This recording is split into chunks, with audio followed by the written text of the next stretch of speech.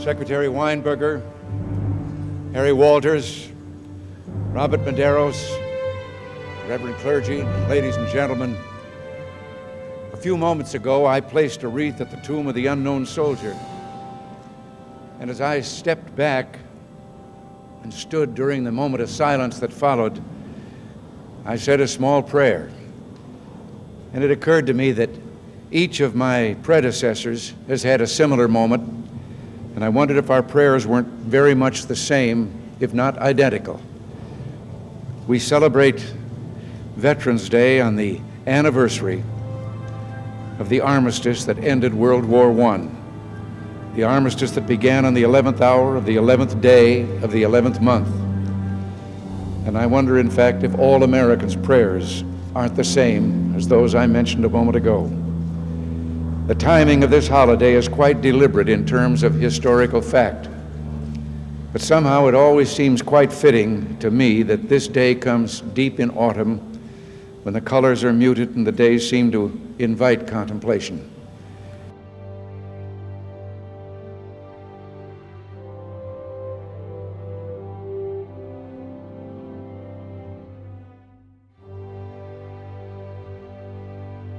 Can you give us a summary about when and where you served our country during your time? Yes, my first duty station was in 1988 at Milton, Tennessee's Naval Hospital there. And then from there, at 1989, I went to the USS with Saratoga. And from there to 1993, I went to Bethesda, Maryland, Naval Hospital there until 1995. Then I went to North Carolina, Camp Lejeune, Second Marine Division there until 1997. Okay, so you said that you were Marine, so... No, I was a corpsman, which is a Navy, it's a United States Navy. The Marine Force is under Department of the Navy, and they didn't have any medics, and I was a medic, so I took care of them. So I did a time with them. So why did you chose to go into the military? Well, I was looking to go to college, and I didn't have any money, so the GI Bill was a great way to pay for college. So that's why I went into the Navy. All right. And what is some advice that you have for somebody that wants to go into the Navy or any of the branches? Well, I would say to them, you got to definitely choose which branch first, but also know the pros and the cons about being in the military. There's a lot of times that you're away from your family. There can be some danger involved in there, but a really good thing about the military is that you can choose a career and build on it, and most of it is already paid for too. So you definitely learn some life skills while you're in the military. But like I say, a long stint away from family members and be kind of like a con to it, So you just gotta weigh it out. Ask some veterans, definitely, who's been in the service and stuff, and just look into it. All righty, thank you, Dad. Oh, you're welcome, daughter.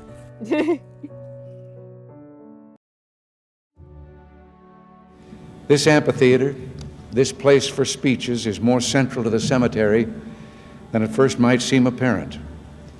For all we can ever do for our heroes is remember them and remember what they did, and memories are transmitted through words. That there is a special sadness that accompanies the death of a serviceman, for we're never quite good enough to them. Not really, we can't be, because what they gave us is beyond our powers to repay. And so when a serviceman dies, It's a tear in the fabric, a break in the whole, and all we can do is remember. It is, in a way, an odd thing to honor those who died in defense of our country, in defense of us, in wars far away. The imagination plays a trick. We see these soldiers in our mind as old and wise. We see them as something like the founding fathers, grave and gray-haired. But most of them were boys when they died, and they gave up two lives, the one they were living and the one they would have lived. When they died, they gave up their chance to be husbands and fathers and grandfathers. They gave up their chance to be revered old men. They gave up everything for our country, for us. And all we can do is remember.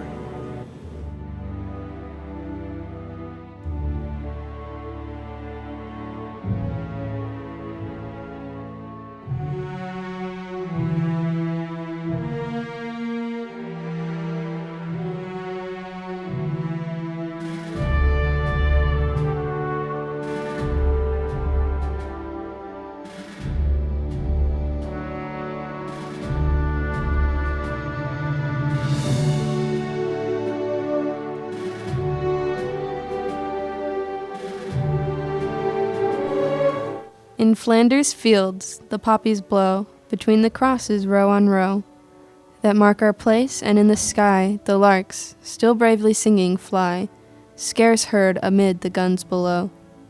We are the dead.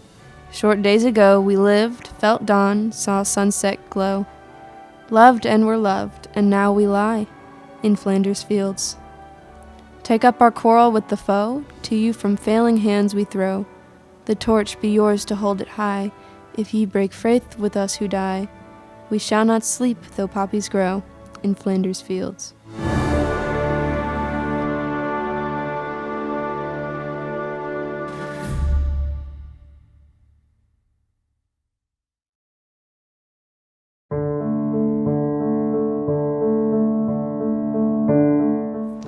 Sergeant First Class Wolf, thank you for your service, first of all, and thank you for sitting down with us today to do this little interview. So, first question is, when did you graduate from Henderson County High School? I graduated from Henderson County High School in 2001. And what made you decide to have a career in the military? It was basically a logistics decision for me. I came from a poor family, and it was a way to pay for college. So originally I joined the Kentucky National Guard in January of my senior year of high school. And where have you been stationed so far in your career? So my experience with active duty was slightly different than most soldiers. When you think of an active duty soldier, you think of every 3 years TDYs and PCS moves. I joined the Kentucky National Guard and then enlisted as an active Guard reservist for the Kentucky National Guard. So I've always been stationed in Kentucky, but I've traveled on many short-term tours. So I've been to Germany, I've been to Austria, I've been to pretty much all of the states, all of the continental United States. Like, how do you think the military has changed you into the person you are today? Oh, it has by far instilled confidence in me. It has made me a leader. It has given me a purpose and direction.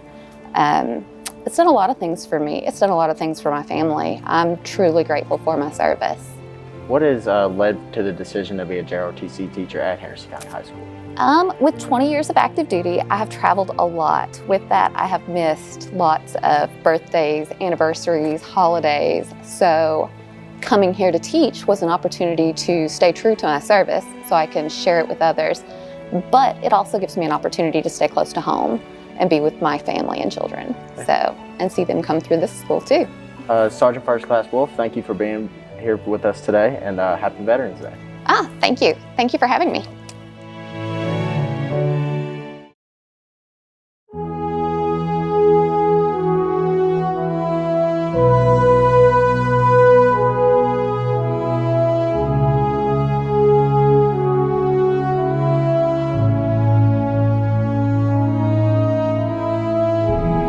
Alright, I have two grandpas. They were both in Vietnam. One is named Don Willoughby and the other one's Tommy Kemp. And they inspired me just to be a great person, and they taught me a lot of things that they learned in the military. Rihanna Beckley. Grace Browning. And they would like to recognize My dad. his name. James Beckley.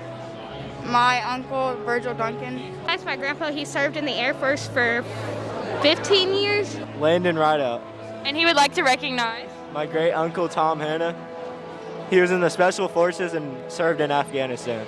I would like to recognize James Van Vactor for serving in the United States Marine Corps. I'd like to recognize my uncle who served in the Army or the Marines, one of the two, in Vietnam. Elijah Bird. And he would like to recognize My grandfather, Mark Bird, who served in the Army. Kylie Givens. And she would like to recognize My dad, Wade Givens. He served in the United States Marine Corps.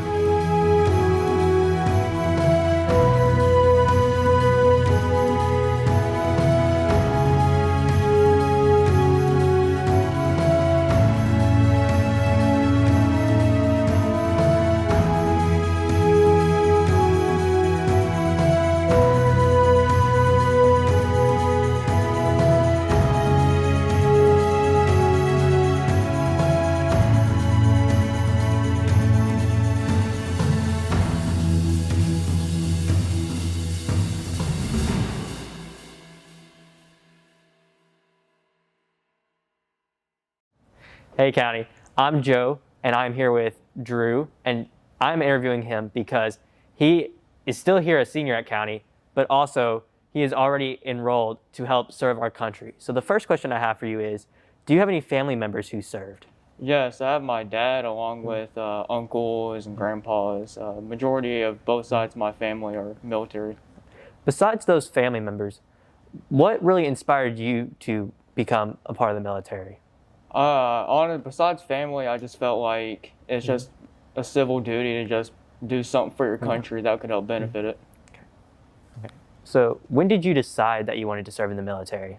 It's always been a dream of mine as a kid, and I just followed through with it.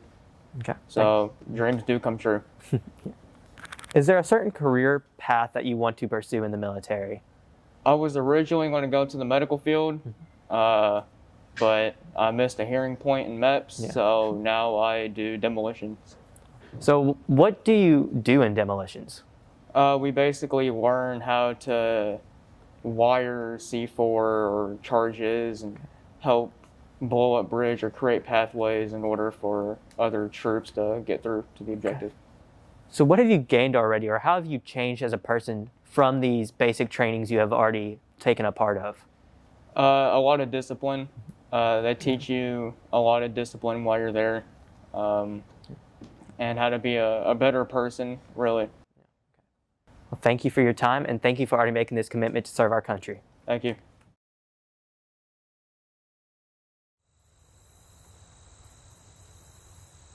Oh, beautiful.